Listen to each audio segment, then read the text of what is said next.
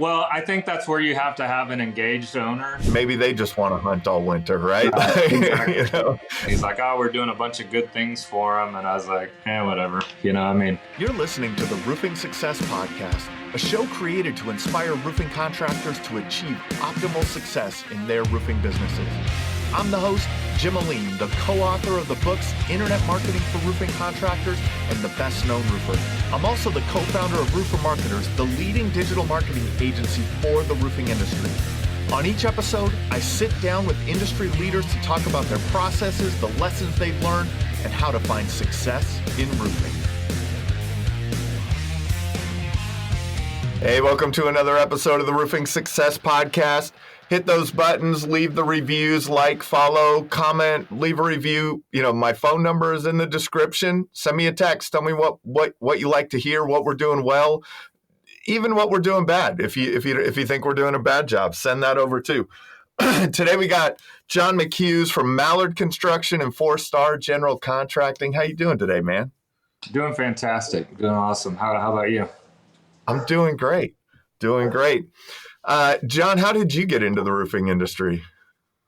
Well, actually, I was originally in the oil and gas space, so I kind of did the dial for dollars. You know, I had the old white note cards that had, name, address, and phone number and what a guy's home was worth. And so I did that for about 7 years, and I opened up my own oil and gas company with my uncle. We drilled and operated wells. That kind of merged into a manufacturing company where we manufactured subs and derricks for drilling rigs. And at some point, you know, the oil and gas business is just up and down, up and down. It's kind of like hailstorm, no hailstorm. And we had a guy come in our office and, you know, he really liked everything that we did and he made us an offer. So we sold out. How I kind of got in the roofing space from that is we had a guy come in and he said, hey, I want to buy a drilling rig. And we could tell that he was not an oil and gas guy, just was kind of a different kind of cat. And we were like, well, you know, those are about $20 million. And he's like, oh, no big deal. You know, my dad's roofing company did 60 million last year. And so I kind of put that in my back pocket and, you know, didn't really think about it for very long and kind of moved on. But then we sold and I was kind of sitting around doing nothing. I owned a lot of rental property at the time. So I kind of started a company to maintain that. And so I physically did some of the roofs on my own, up there tearing off shingles, replacing decking and doing all that. And I also, before I did oil and gas, I was a door-to-door Kirby vacuum salesman. So a guy that was roofing with me is like, you know what, you should start a roofing company. And I was like, I'm not really doing anything. I guess, why not? I'll give it a shot. And so I remember the neighborhood in Norman, Oklahoma, I went over to and just kind of started knocking on doors, didn't know what I was doing. First door I knocked on, the little old lady let me up on the roof and I got on the roof and I was like, man, this roof is destroyed, but I didn't know if it was hail damage. I didn't know anything. I had it was a farmer's claim and the lady came out and, we're going through the whole thing and she's like, you're new at this, aren't you? And I'm like, yeah. How'd you guess? And so she actually kind of took me under her wing and, just walked me through it. She was a resource for me for a long time. I could call her up. She had pretty high level. She may have been a GA or something like that at the time. And so she just kind of helped me and walked me through it all. And then I kind of started going through all the different, what do I want if I was having my roof done? And so then I started building my company that way. And I wanted to partner with, big brands like GAF. And, we started building a relationship with them and now we're a master elite contractor. And so that's kind of my short story of how I got started from oil and gas to property management to maintenance and then into the roofing space. That's awesome, man. So was Mallard first the residential side? Yes, it was. So it was originally set up in my name. So it was McHughes Enterprises LLC. Uh-huh. And, how everybody kind of starts. And then, as we started to grow and stuff like that, because like I said, I was kind of semi-retired and I just wanted to hunt. So I was like, what can I do in the summer to offset my addiction of hunting? Because I literally would hunt every day of duck season. And so my wife's brother, he was a marketer. I think at the time he was working for AOL, if everybody remembers AOL back in the day. And he goes, man, what are you going to do with your company? I said, what do you mean? And he goes, well, you're going to scale it? And I go, I don't know. I hadn't really thought about it. I'm just enjoying hunting. And he goes, well, what's your favorite thing to do? And I said, well, hunt. And he goes, what do you like to hunt? And I said, ducks. And he goes, what's your favorite duck? And I said, mallard. And he goes, I'll have you a logo tomorrow. And so he made me 2 different logos. If you see my logo, we went with the one that's got the gradient, and it's got a triangle in the back, so it looks like a roof to me. He had done 2. He had done one with a triangle and one with an arch, so it looked like a sun. And I said, man, you got to throw something in there that looks like roofing, so just throw that triangle in there. And so that's what we did, and we rebranded. That was back in 2009 when we rebranded. So we had been in business for since 2000. And so it kind of, but we had really operated under the radar. We weren't really doing it, commercial, like out to the public. It was kind of friends and family stuff. And so in 2009, we rebranded. We were actually working up like in Owasso and Sperry, which is up around the Tulsa area of Oklahoma. And then obviously doing some stuff around Norman Moore. And then the storm that everybody in roofing knows about hits Moore, Oklahoma, and in 2010, when they had softball size hail and holes in decking and all that stuff. And so it just literally within like 48 hours, I'd never seen so many roofers in Oklahoma. And, it all stems from a video of, I can't remember if it was a pool or the lady's pond in her backyard. And, the hail's falling and just like 5 foot, 6 foot splashes. And dude, it was there. I remember there was a Burger King or something, and I think I counted like 18 different states at one lunch, and it was really chaotic because at the time I only had like 2 or 3 salesmen, and I can't remember the company that they worked for, but I think it was Excel out of like Minnesota. They came and knocked on my door, and not at the house, but at the office. Yeah. And the guy said, hey, if you'd be interested in a commission structure change, I've got a bunch of guys. And I said, I'm kind of the opportunist, I'll try anything once. And I said, I'll try anything once. And so literally he brought 17 guys with him. And Mallard changed overnight. Wow. One good storm can change a company, right? Yeah. And so I went from hunting every day of duck season to literally the last few years, I haven't hunted ducks at all. And that's a good and bad thing. It's once the company kind of, and in 2010, I went from, the face of the company from door knocking and doing all that. Cause I'm a big believer in meeting people at where the business is. We do marketing and all that kind of other stuff, but I'm a true believer of belly to belly selling, and there's nothing like it. And especially if you have the credentials, like, a lot of people, bash door knockers and stuff like that. But I'm a master elite contractor. So if you can take and present that, I know the stigma of door knocking is like, oh, you don't have any business and stuff like that. But we choose our customers, and so I take pride in training my guys that and doing all that, because it's tough when you do a marketing plan and you got a guy and you're sending them 45 minutes this way and then 30 minutes that way. And it's, bidding is just a race to the bottom. And so we just really enjoy doing that. And so yeah, in 2010, it kind of changed everything, and it just kind of refocused us. So I went from, I had to go from basically being the street salesman to, coming into the office and start learning actually how to run, my roofing business as a real business. Because I believe so many roofers don't really run it as a real business. The business just kind of runs them, and they kind of go from here to there. And so so I think that's where the oil and gas kind of came in and helped me, manage and run people, because I probably had in oil and gas, 300 salesmen over the life of when I was there. So I had, managed. Now it's different because you're managing salesmen in an office setting versus out in the wild. And once your salesmen get out in the wild, it's kind of, you've got to have all kinds of different, checks and balances in order to make sure they're actually doing what they say they're going to do. So yeah, it was a big change, and moving inside and start running the business was definitely challenging and stuff like that. But it's been a fun ride, and it's been ups and downs. And the tough thing is I feel like we had a pretty robust training. A lot of people in our space, you go out in the truck with them, knock on a few doors, and then the next thing you know, you hand them a bunch of contracts and you say, come back with fruit.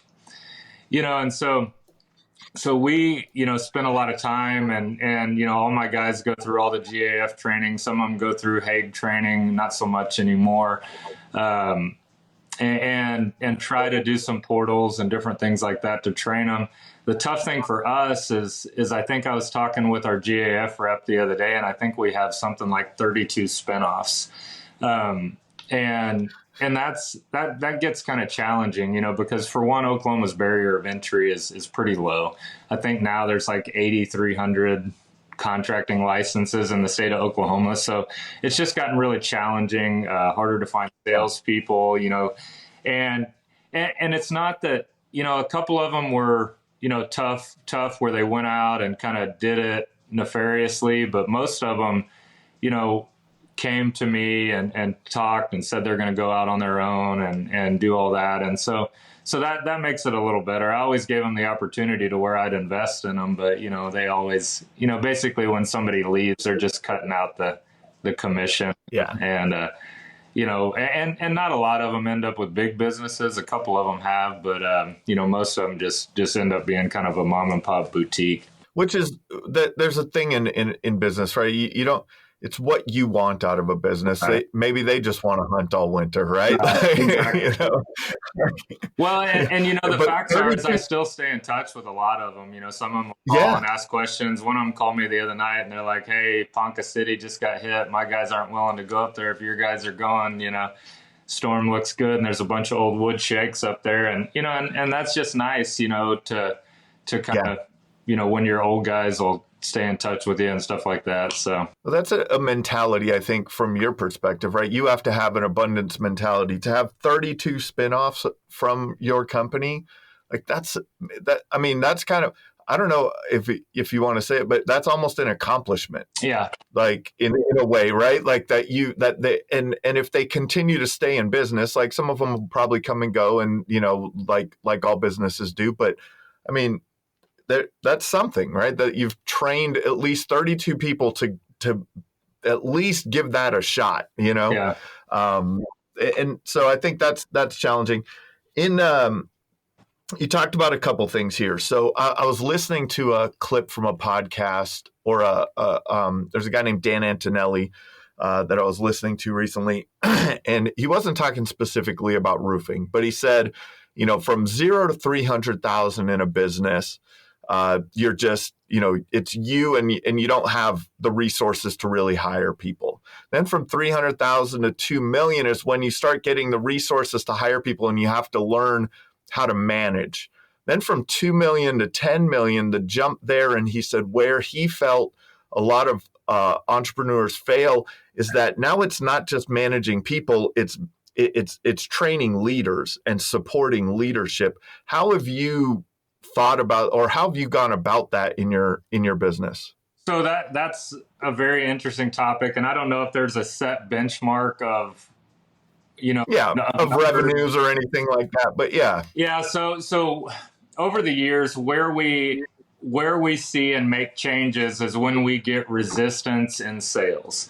So we'll start seeing a resistance in how many jobs that an individual salesman can do. And so we, at the beginning, we were just like everyone else, hey, come to work for me. You got to knock the door. You got to close the deal. You got to meet the adjuster. You gotta sit the production, you gotta take back the materials, you gotta do all this stuff, I mean, hey, who wouldn't love that as a business owner? I'm gonna hire a salesman and he's gonna run everything that he brings in, he's gonna do. Well, we found a sticking point, and there's a couple different things. There's multiple sticking points throughout all of it, and I can't remember when it happened, but there was a point to where I had to decide, and I think it was in between the 3 to 5 million range, to where we had to say, I either need to scale back and stick here, or it's time to get to 10 million. And it wasn't, there was like no in between, because our costs had escalated so much that it's like, okay, well, I'm making the same amount of money that I was at 2 million, at 5 million, because I've had to add all these resources. And that's where I start talking about all the subscriptions but now we have, our model now is different. So we at some point decided that salesmen sell, production do production, estimators do estimating, and even adjusters do adjusting.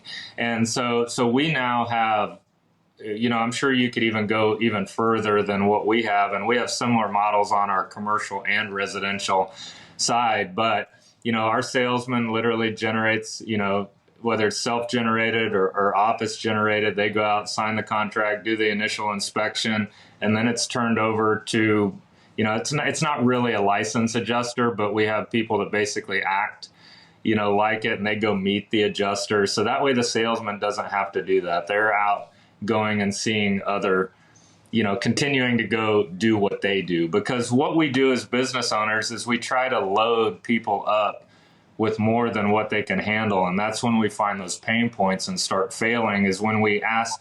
And there's actually a theory. It's a theory when you ask people to do stuff that they can't do.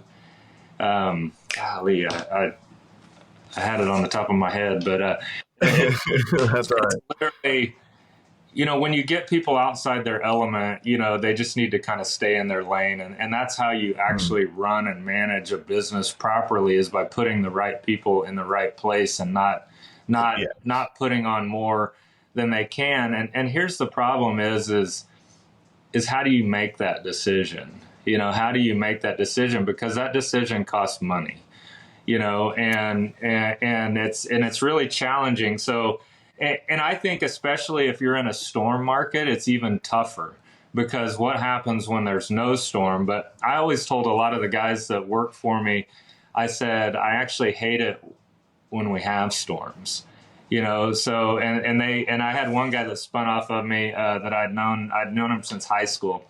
And he didn't really spin off of me, but I actually helped him create the company and was a part of it for a little while. And then he bought me out. But he called me a couple of years after after I had sold my portion to him. And he's like, I finally understand what you mean by you wish that the storms didn't happen, because what it does is whenever you're in a low barrier of entry market, a lot of they're like gremlins, hail falls, and then, just different trades come out and they start their companies, or they had a dormant company and now you're competing with somebody that isn't treating it, like a real business. Because I don't mind fair competition. I love to compete, but I want to compete, especially in a state that has damage, and we have deductible laws and all that. So if it's apples to apples and I'm selling you a roof and your only out of pocket is $2,500, why are you not picking the Master Elite or the Owens Corning Platinum, or these guys that because what do those guys have? We have service. We have back end, and it's not about the roof. Anybody can put a roof on. But who's going to show up when it leaks? Who's going to show up in 5 years when it leaks? It's like I tell my guys, I said, I love to sell against companies that have long warranties and short businesses, because I tell them, I said, hey, these guys are offering a 10-year warranty, but they've been in business for 2 years. How can you do that? And I never offered a warranty that exceeded the years I was in the market, and And so, there's just a lot of things like that. So scaling and going from, 300,000 to 10 million is just very challenging. But I think you have to make the commitment to your team and hire the people to help them. And if you don't, then you're setting yourself up for failure, because you can't count on that guy to do everything. The salesman can't be the entire organization. There has to be some back office, to help them, because they do hit a wall. And once we figured that out, I mean, so our highest year we've ever had, we went to 18 million. So we went, we had steady growth to 2009, 2010, and then really catapulted in 2010. And that's attributed to, just getting more people, and then we, like I said, we kind of hit a wall and we're running into some resistance, and ours was at 5-6 million. And that's when we actually, so it's like some of our top guys, we hired them assistants, that would run their calendar and do some other stuff like that would kind of cater to them so they could schedule, so it didn't just go straight to like, hey, we're going to get you somebody to run your adjustments. It went from, hey, we're going to get an assistant and you're going to help share in some of that cost too.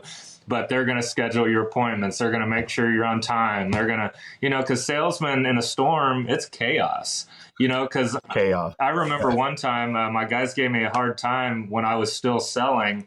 I guess one guy got in my truck and underneath my chair, and this is shame on me. This is bad for me, but I think I had something like 20 or 30 contracts that I had just kind of let fall to the wayside. But I mean, let's face it, we're all human and we make mistakes. And but I had so many contracts that, it's just shame on me, but that's also part of me that I was trying to take on more than I should have. And I needed to hire help. And so once we started identifying some of those pain points, that's when we really kind of grew and were able to get to, that 18 million. Now on that 18 million, 6 million of it was commercial sales. So it's not like it was 18 million in residential. So I had, and those 6 million were my personal, jobs that I had. And so they were pretty big shopping centers and stuff like that I had cultivated relationships over the years. So our highest was really around that $12 million mark in truly residential sales. So, but what do you think? You gotta hire people to help. Yeah, hiring people to help for sure, and I think that's an interesting point, and it falls right into what Dan Antonelli was saying. It's like you have to kind of step away from the day-to-day management and look at how to support those people. I think you're right. Like it's very in line with what you have done is in line with what he was kind of trying to express. How have you found the best way? Because there's the cradle to grave, sell it, produce it, collect the check, like the whole thing, which I've talked to some people like that model, and they believe that there's value in that model. Then I know a lot of good contractors that are like you that compartmentalize it, and when with the compartmentalization and saying, hey, salespeople sell, production do production, the office do office stuff. Like when you start to do that, the challenge that I hear sometimes is the communication and expectations, right? A salesperson maybe gets to overextend the expectations, right? They may, and so how do you guys manage that? Because that's, I think, what a lot of people worry about, moving to separating it away, separating it out, is they worry that the salesperson is going to oversell and set expectations that production can't meet. Well, I think that's where you have to have an engaged owner, and sometimes owners in the roofing space will back off. So Jim Johnson was a mentor of mine, and he always told me to inspect what you expect. And so in my opinion, if you have salesmen that are yes men, you have to have an owner that follows that up and reviews each deal and then goes back to that salesman and says, no, I'm sorry, we don't have a good siding company right now. We cannot take this on. So you need to go back to your customer and say, I'm sorry, but I did this and I spoke out of turn. Now here's a great set of resources that we have that'll help you along the process to get, so it's not being the yes man, and then but the owner has got to step in and look at it. It's just like right now in some of our markets, we're dealing with margin creep. And so I'm having to sit there and look at jobs and say, no, we can't do this job. Like, you got to go back to your customer, offer them financing. Here's the deal that we're willing to do, but the insurance in this market is not sustainable to our model. So, so sometimes it's just about having the tough conversations. And I tell my guys, have the tough conversations first thing in the morning. If I tell you, you got to go do this, then let's get it done in the morning, because then the rest of your day is just an absolute breeze. But if I were to start over again and say, step one, how do I start growing my business? I'm going to start figuring out from the jump street is how to get my top guys an assistant. So I don't even go into the realm of additional or breaking things off. I just start with an assistant. Hey, here's somebody that's going to help you schedule. Here's, and they could say, well, that's their job. They need to do that. Okay, well, share the cost with them. Say, hey, could you sell more if you had more time? And the answer is yes, and they would love to just be salesmen. If they're good at sales and you offer them an opportunity to just do sales, oh man, that'd be great. So I would say if you're looking to scale your company, start by helping your top the guys that generate business, because in my opinion, nothing in the world is done until a sale is made. So if I can help those guys make more sales, and that's what happened. I had a guy, he started another company and he's doing phenomenal. He was the first one that we tested, the assistant with, and man, he thrived. He just absolutely thrive. Now, not everybody, set some qualifications for who gets an assistant. Yeah. Like, hey, you gotta do this, or man, if you don't do 1.5 million a year, because 1.5 million is the new 1 million, because, or even 2 million. The $1 million rep is now, unfortunately not what they. Yeah, inflation. Yeah. Because I've seen it from our jobs going from 14 to 27, $28,000 hours. It's just the days of the $1 million top producer are not there anymore. Yeah. I love what you said, and Jim Johnson's awesome, and so what checks and balances do you put in place that do you pay attention to? Like what are those checks and balances that you're putting in place with the from the sales side, from the production side, all the way through your business? What are you doing there? Well, at Mallard, we currently use AccuLinks, so we have a lot of that, so we see, job forecasting and all that stuff. And so we'll see margin creep there. And then we've got whiteboards all over the office, from sales to production to you name it. Cause it's one thing to have, software, but it's also another thing to see it globally in front of you, because let's face it, I'm 47, so I come from the, spiral notebooks and doing all that. So I like, because whenever I was out street selling, every day I just flip through my book, because, one thing residential guys don't do is they don't follow up. So that's a big thing there. So, but our checks and balances really all kind of come through AccuLinks. And then we use, like I said, we use a canvassing app called Teros currently. So we're watching the guys daily, how many doors are they knocking? How many opportunities are they getting? How many pitches are they, putting out there? And then we use different communication apps. So we use like GroupMe. I'm sure everybody uses GroupMe. And, and then I privately text, each sales member around 3:00. Hey, shoot me a picture of where you're at, what's going on, and stuff like that. And then we also have some checks and balances for inbound leads. So we'll use like Google Sheets, and we can kind of see, if we're doing a weather campaign, if we're doing, we're giving away a Jeep at the end of a year to a customer of ours. So we did a Jeep Gladiator, and we're giving it away. So,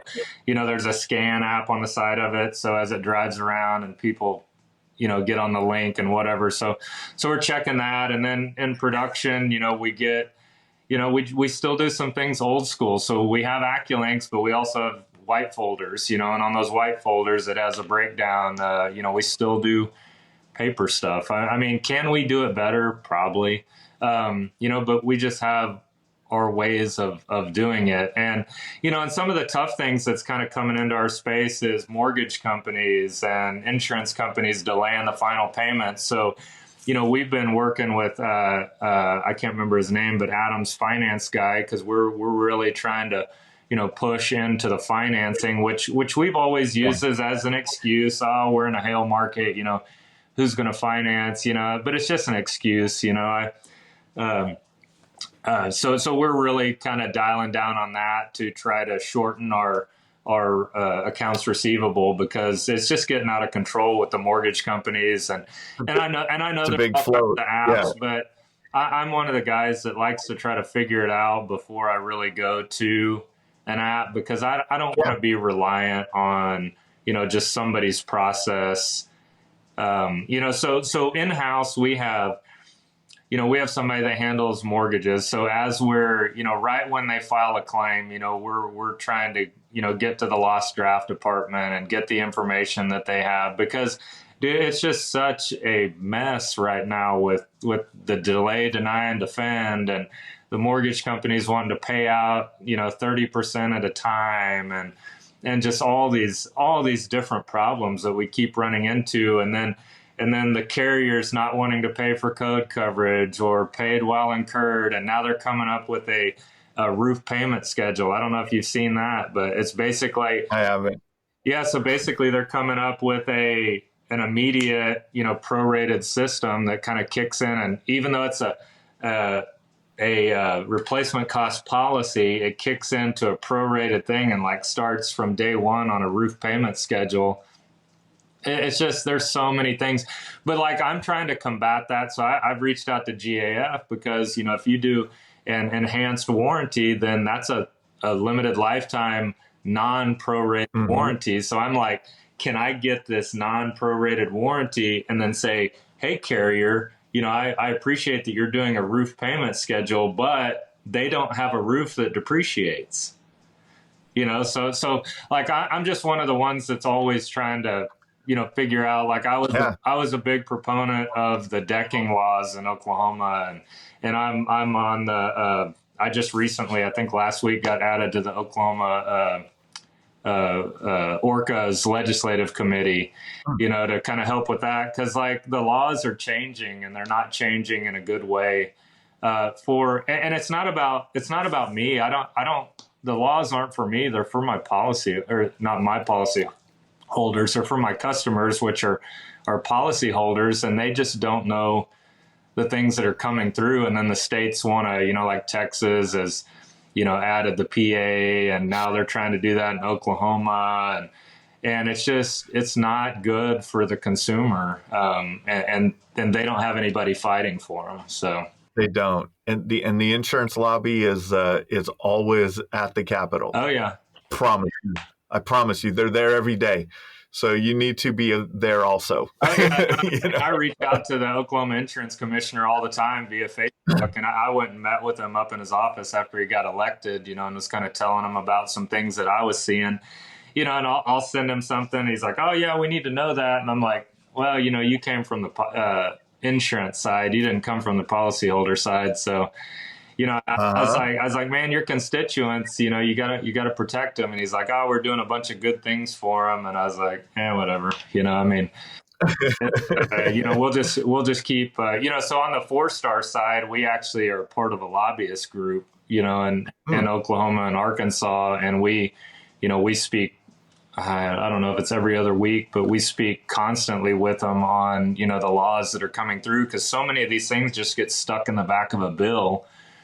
And it just does it get resistance or does it not?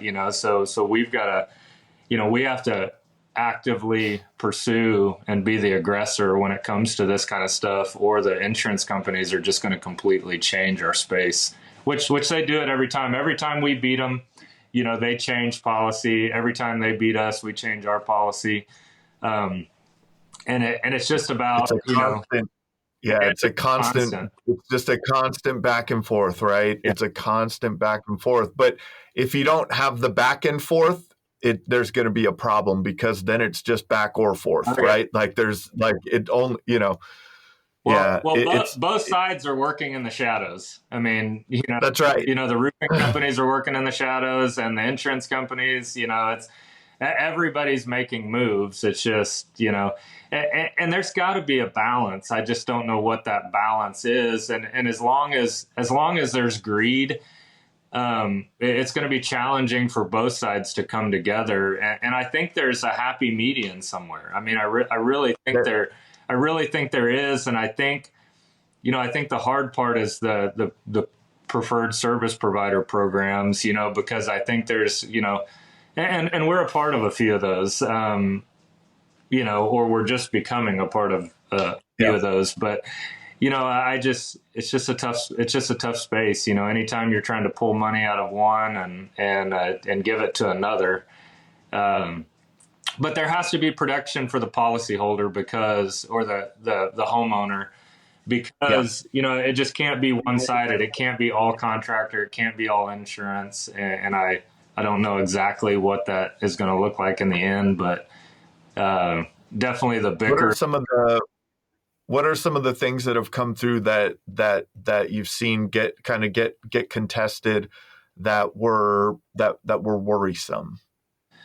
Well, right now, Oklahoma is trying to get the laws like so we had the deductible thing that came through, which I don't, tomato on the deductible, because we always, attempted to collect it or financed it or whatever the case may be. Yep. I mean, I always tell a customer, they'll say, hey, are you gonna cover my deductible? And I said, well, I guess I missed the meeting. And he's like, what do you mean? What meeting? And I said, the meeting where you signed up for this deductible with your insurance agent. I said, have me in on that meeting next time, and I'll tell you what I can afford.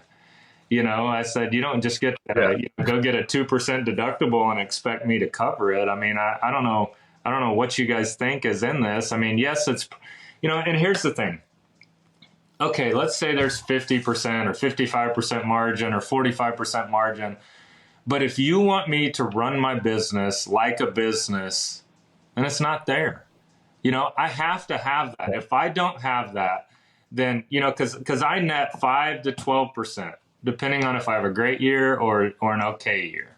So at the end of the day, if I don't get 45, 55, 65% margins, because a lot of, and this is where this industry is kind of skewed from the salesman to the company and all that stuff, because we look at it on a per job basis, and that's not how you run a company, because everybody's so focused on this job. Okay, well, if we're going to focus on a job, then I need to be able to, and you agree to it, salesman, that I get to cover my costs on that job. So what did my production cost? What did my estimating team cost? What did my rent cost? What did my insurance cost? What did the vehicles, all these other costs, because all that is part of a job cost. It's just when it comes to figuring commission, nobody wants to add that in there. So, it's a challenging thing. And that's why, we predominantly gone back to, we went to the whole overhead and profit split and all that stuff. And then we've just gone back to, just a standard off the top and kind of, it's not that I don't, I want to pay the salesman as much as they can, but as you start pulling things away from them and just allowing them to sell, then there's got to be a give and take in order for it to work, or else I'm just going to continue to have margin creep on the business. But yet, if I'm doing all these things to help them go get more sales, there just has to be, a share the wealth kind of mentality. How do you have that conversation? How, I guess it's, with the sales reps, how do you make sure that they understand this is the true cost of running the business, and so this is why we have to adjust our commission or something like that. I mean, as long as you're transparent with them, and like I said, if you're willing to have every hard conversation with them, not just the ones about my money, if it's always about taking money away from the rep, then it's never going to be a good situation. Or if you're always telling your sales rep, because this is a common thing. Oh, we're not making any money. Okay, well, if you're not making any money, why do you got a big truck? Why do you got a lake house? Why do you got all these things? That's right. If you want to tell them you don't have any money, act like you don't got any money. So I think it's just, it's kind of what I said earlier. It's about having the hard conversations first.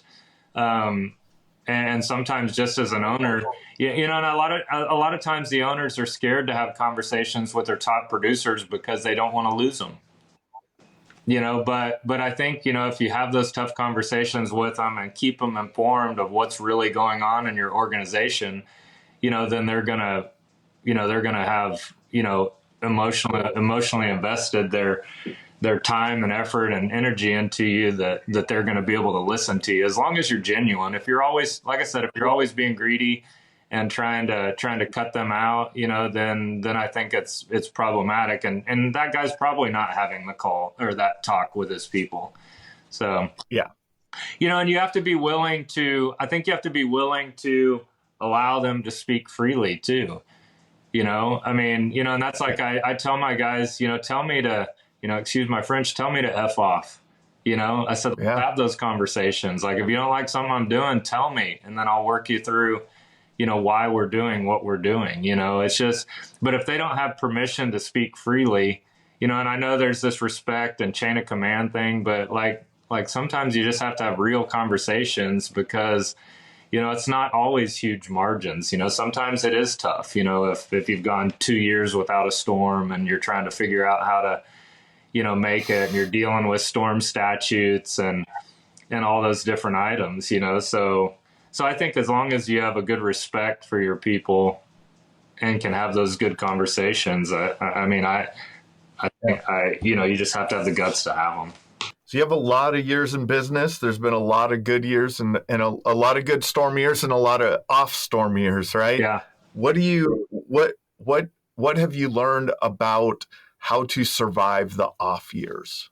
So I feel like there's 3 parts to every storm. I feel like, and it may even extrapolate further than this, but I truly believe that the first third of the customers goes with the first guy that knocks on the door. The second third is watching. They're talking to you, but they're watching who's clean, who's showing up, who's communicating well with the homeowners and stuff like that. And in that, there's also the guys that are looking to make money too, or do something along those lines, a little shady, in that third. But then there's the third that I really love, and that's the guys that hide. You knock on their door and they're looking through the window, and they don't get anything done. They lock up, they freeze, and they're done.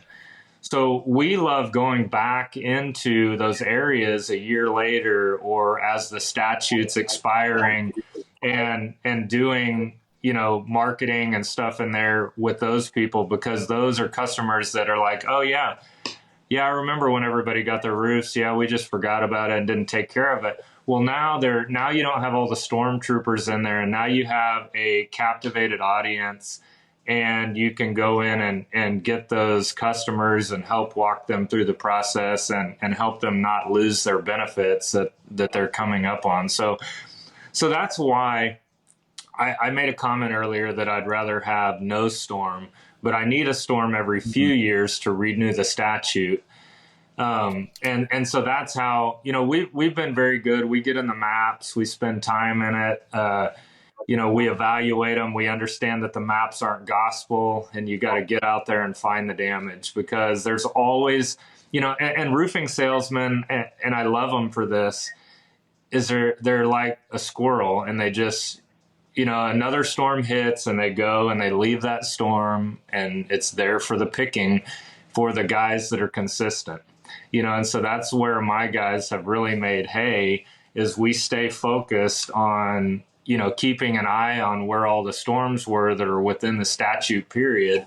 And then we go back and work those areas, and then we spend a lot of time on objection handling and how to defeat it before it even comes up. So as we knock on doors and stuff like that, we hear the same thing over and over again. And so we start defeating those objections before they come up. And really, we used to wear capes in this industry, and now we wear masks. But those third of the people you can go back and wear capes for, and so I don't know if you understand what I'm saying there, but at one point in time, we were the hero. And then now we've become the villain because there's so many people in our space. And I don't know if that's from private equity or low barrier of entry. But and this may ruffle some feathers, but, one thing I want to do in Oklahoma is I want every single roofing salesman to hold a license. And I want the roofing company to be a broker, like a real estate company. I want them to have to hang their license at why is it different for plumbers? Why is it different for electricians? Why is one of the most important trades on a home so unregulated? And I'm not for regulation and oversight, but I'm for protecting the consumer. And so when you have, we're notorious for an industry full of salesmen that are felons, and I'm not saying a felon is a bad person. I mean, there's, I've met some great people that have had some bad experiences that have turned their life around. And unfortunately, that is a scar on their record, but they're great people. But I truly want to see some kind of educational program for sales reps, because so many of these guys come in and sell and they don't treat it like a career, but this is absolute life-changing money. Like if you treat this like a career and show up and open the hardest door that you have, which is your car door, and go out and do it. I've seen people go from making $8 an hour to making over $100,000 a year, in this industry, time and time and time again. And so I just wish that it was treated more like a life, like a lifelong career, and not just like something to do in your spare time whenever a hailstorm hits.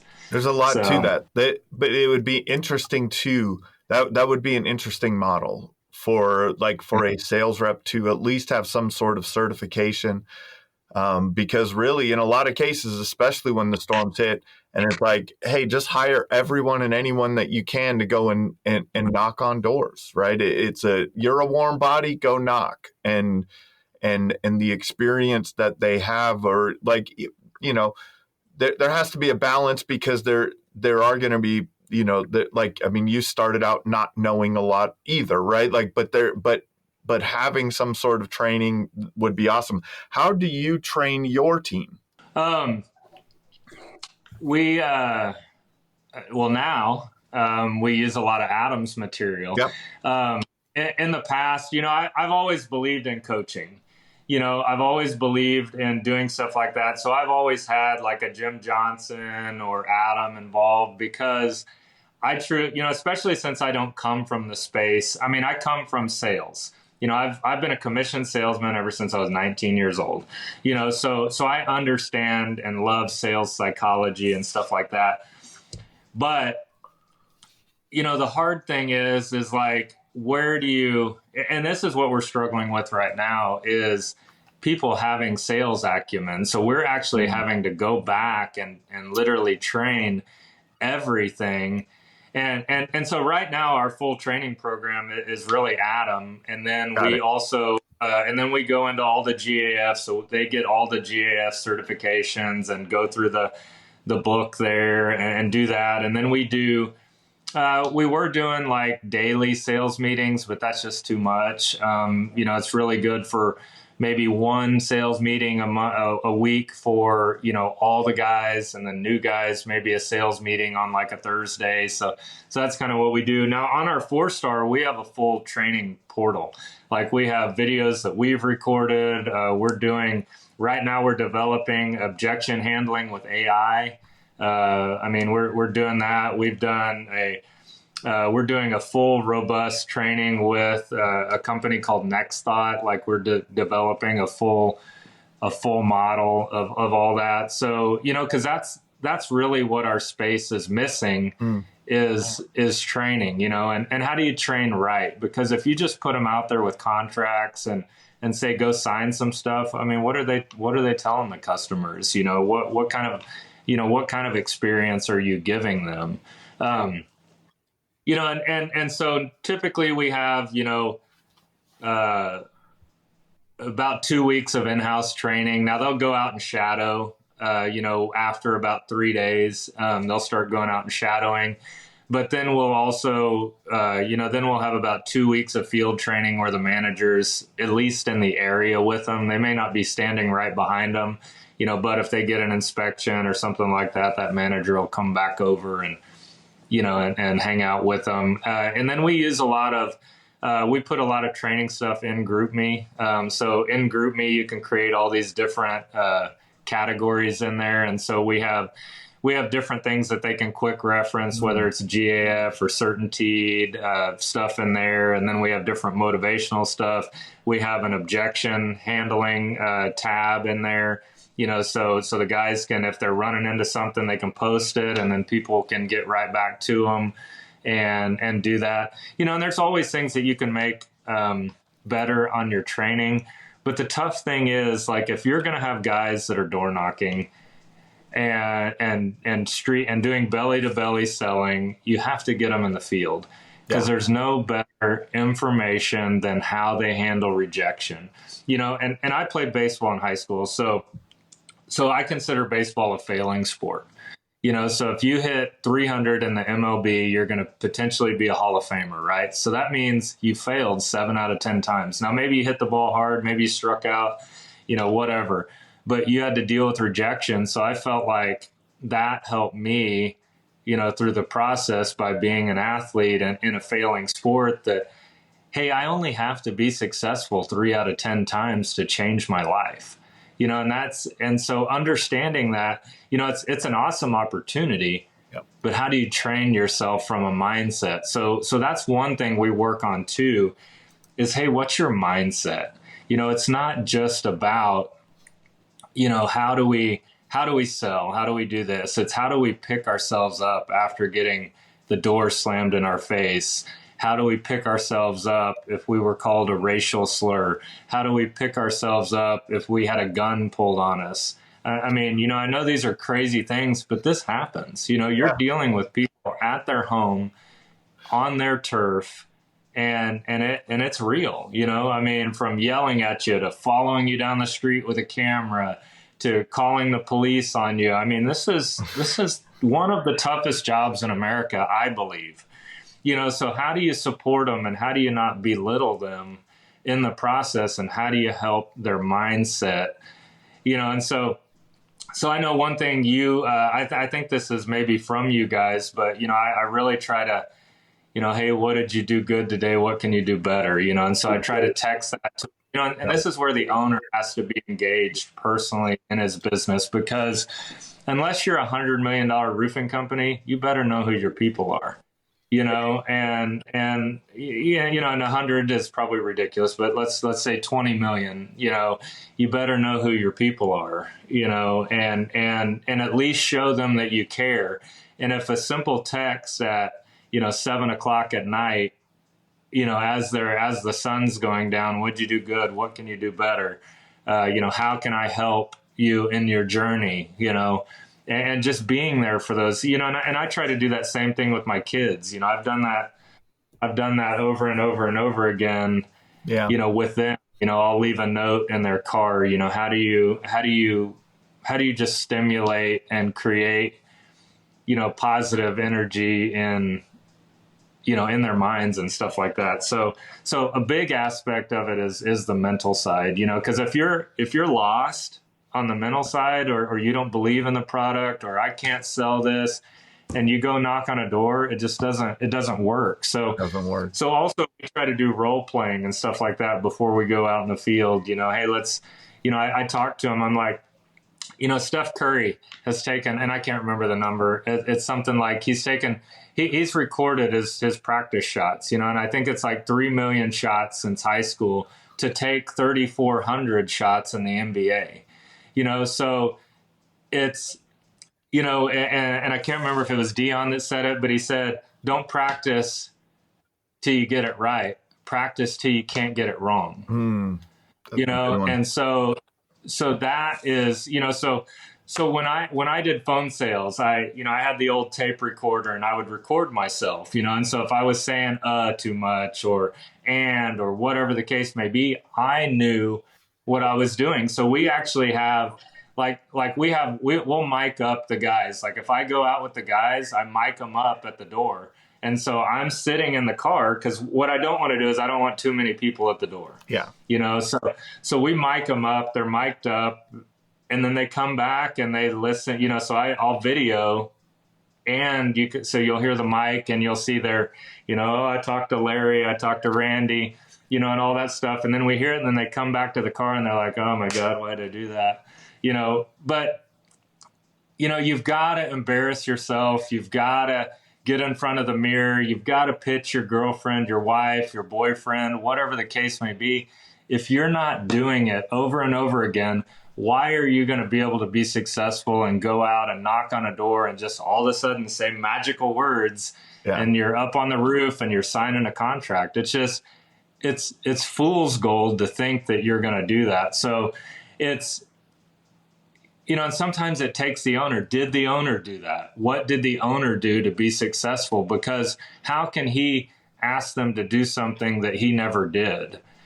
And because that's where challenging, meets the road is how can I train people in a way that I never even thought of that myself? So I think each individual owner has to figure out why they were successful and how they can train that, and not necessarily, you can always take bits and pieces from other people. You may take bits and pieces from this podcast.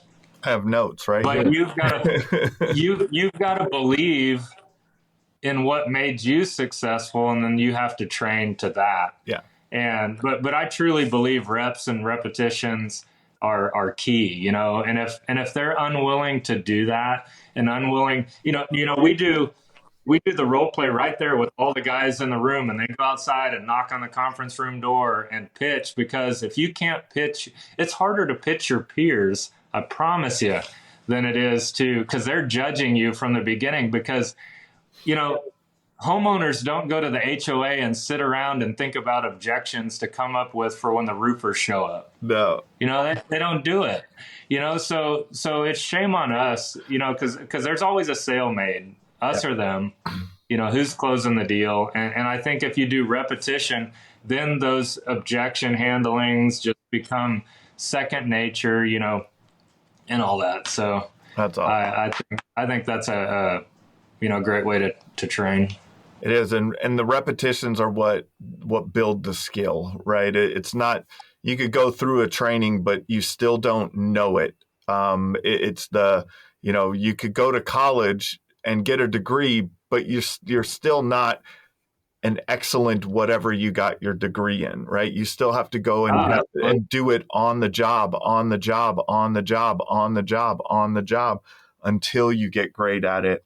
You'd mentioned earlier the differentiation, and I think this is something that a lot of contractors overlook, is the service.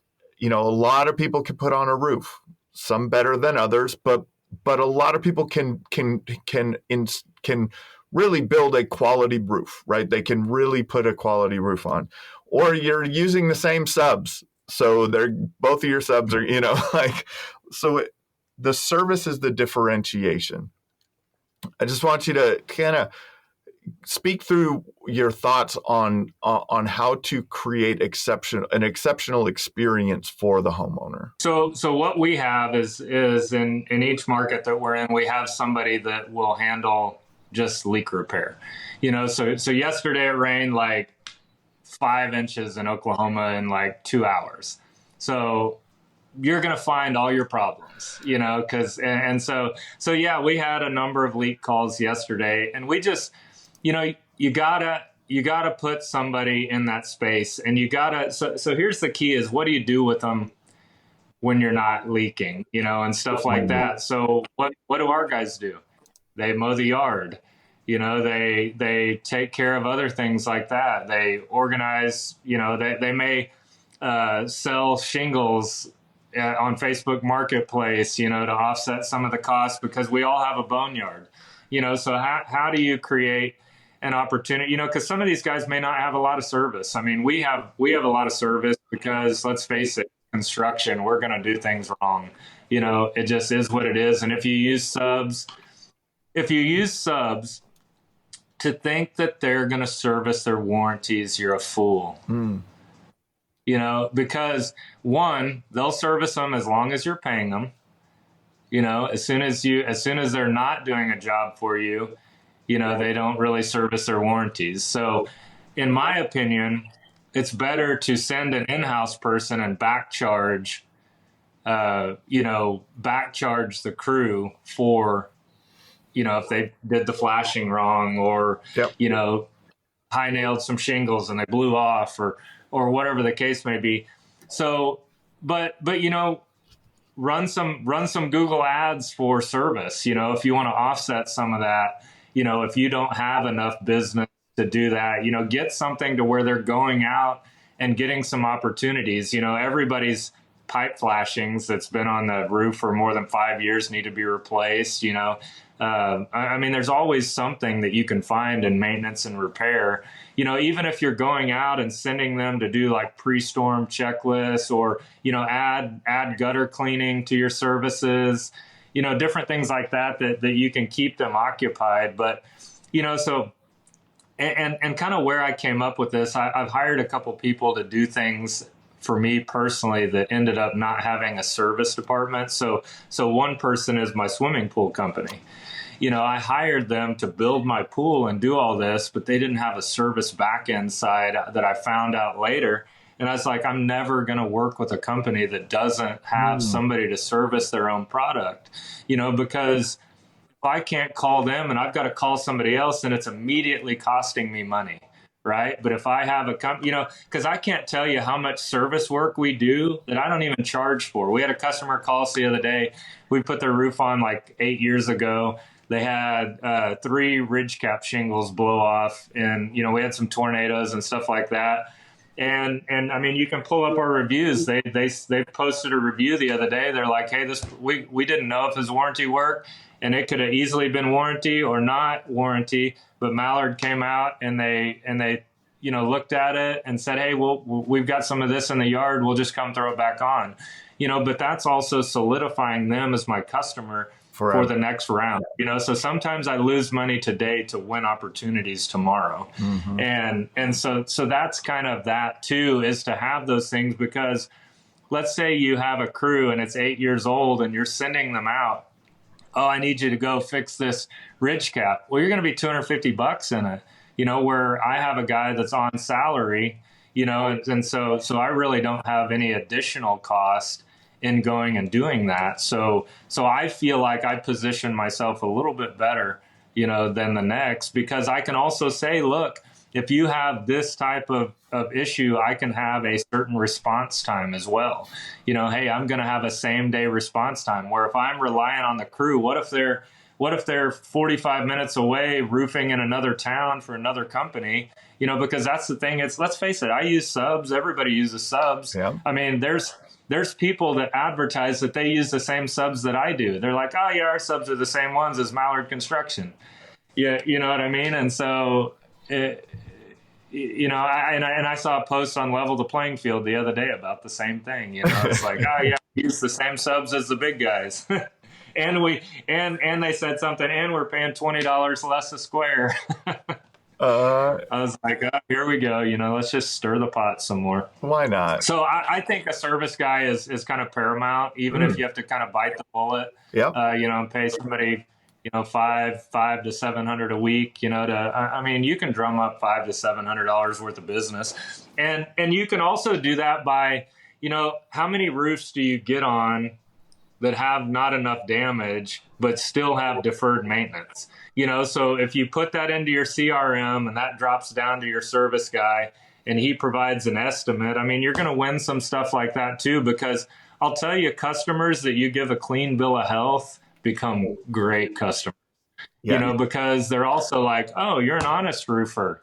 You're not trying to get me to file a frivolous claim, on my policy. Yeah. Because here's the thing. We're in the area because a hail map showed that there's reason for me to be there. So if I give you a clean bill of health, kudos to the companies that do that. Yeah, it builds that trust, right? It's more impactful when you tell people you don't need their business, right? A lot of times it's so much more impactful. What do you think the greatest insight is that you can share with the audience that's helped you find success with Mallard and with 4-Star? I think just doing what you say you're going to do it,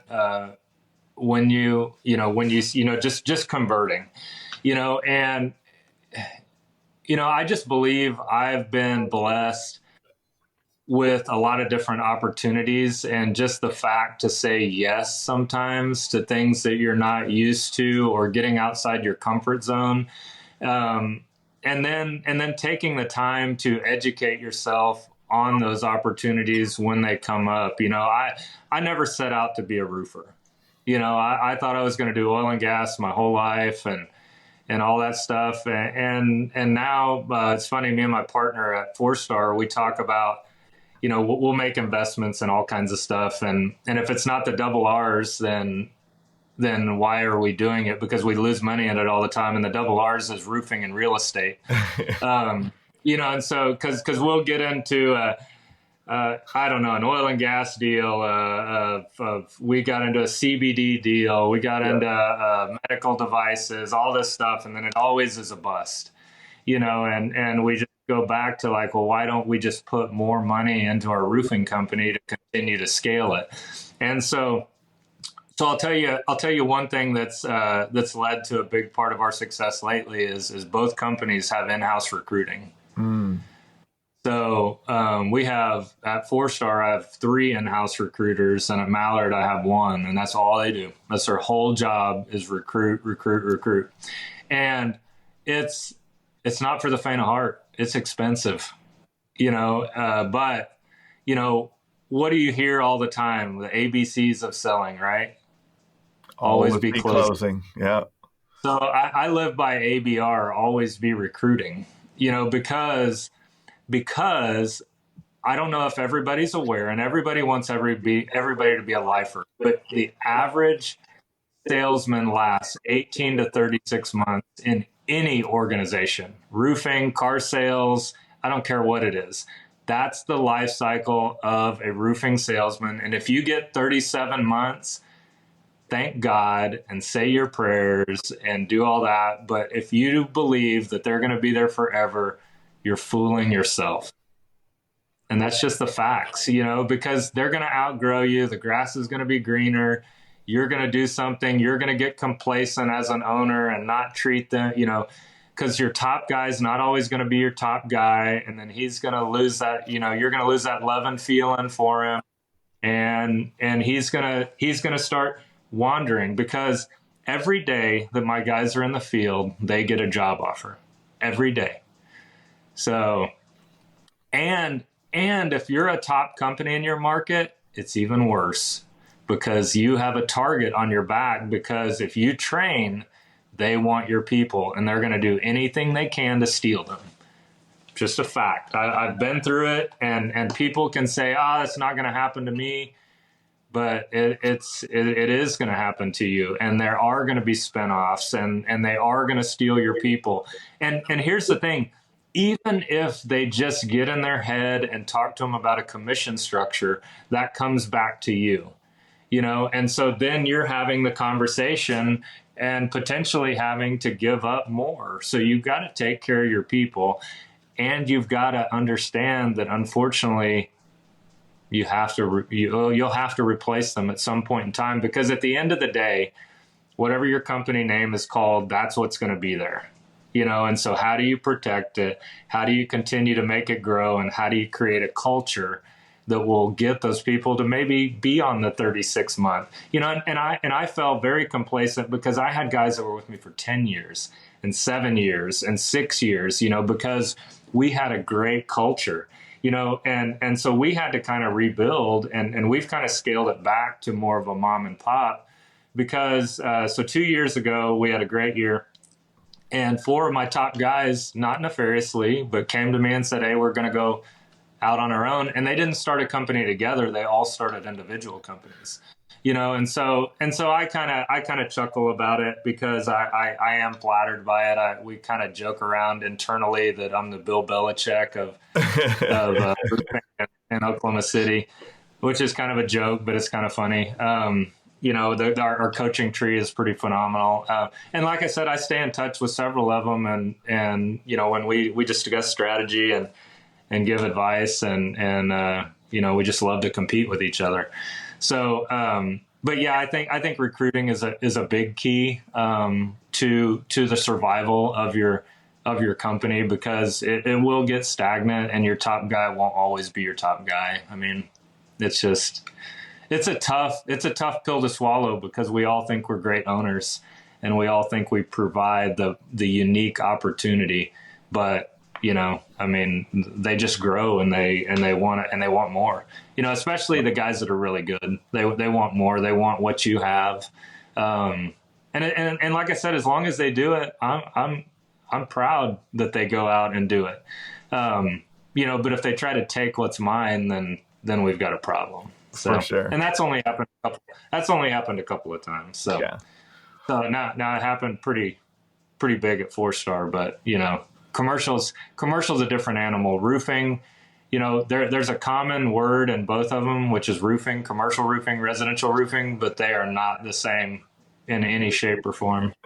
Not at all. I'll have to have you back on and we'll just discuss commercial roofing for an hour. John, this has been amazing, man. This has been another episode of the Roofing Success Podcast. If you would like to generate more revenue through your digital marketing efforts, please visit roofermarketers.com to get a copy of the book, The Best Known Roofer. Also, check the training section of the website for guides on everything from running effective pay-per-click ads to how to properly set up your Google My Business listing. Thanks for listening.